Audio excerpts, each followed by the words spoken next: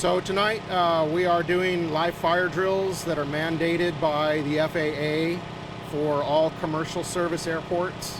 And so as part of that mandate, we bring in a live fire trainer to allow us to do this required training. And in addition to being able to use our own equipment at our own facility, we're able to bring in the resources from off the airport that are going to be helping us in the event of an actual emergency and providing them with the training that they would be expected to do in the event of an emergency here at Meadow Fields. What's it consisting of? I mean, I watched it myself, but if you can tell me. So it consists of the trainer itself. It has the ability to simulate interior fires like you might experience in an airplane that's had an accident. It also has the ability to do exterior fires that simulate maybe fuel that might have spilled on the ground during a crash that we would be needing to put out, obviously, to protect the aircraft and the occupants that might be inside. Is it also, I mean, I don't know, but is it everyone getting used to the equipment at the airport and everything as well? It does provide those off-airport responders with the ability to get familiar with the airport equipment. It also lets them also experience the tools that are unique to our apparatus, but also understand what tools and equipment that they carry on their regular fire engines that are useful in an aircraft accident, as well as their daily work that they experience out in the field. How often do you do these types of trainings? So we do this training here once a year as far as with the live fire, but we continually train throughout the year without the trainer, just with our skills. We practice on a monthly basis, covering all of the subjects that are required by the FAA to be covered throughout a 12-month period.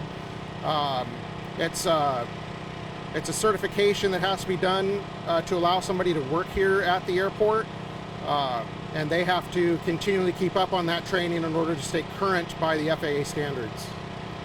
What's it like going through the actual training? It can be exciting, especially the live fire training, because it's unusual, and it does give us a more realistic situation, and it also lets us practice with the most realistic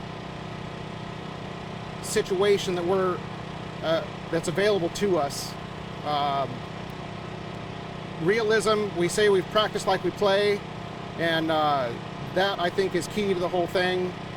We're doing what we would actually do in a real incident in real time and doing it the way we would do it.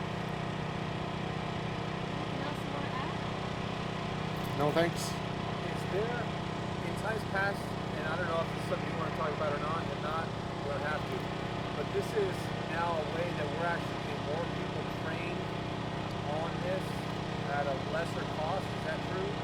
So in the past, we used to have to send people out of the county to other fixed facilities, one in particular in San Bernardino, and of course that costs us a certain amount of money per person. The ability to bring this training here in-house, the cost is comparable, but we're able to put even more people through it. When we would go out of the county, we didn't have that ability to use our own equipment, and we didn't have that ability to bring in our off-airport responders and give them the experience. So really, this bringing the training here has become more valuable to us, even though the costs are similar.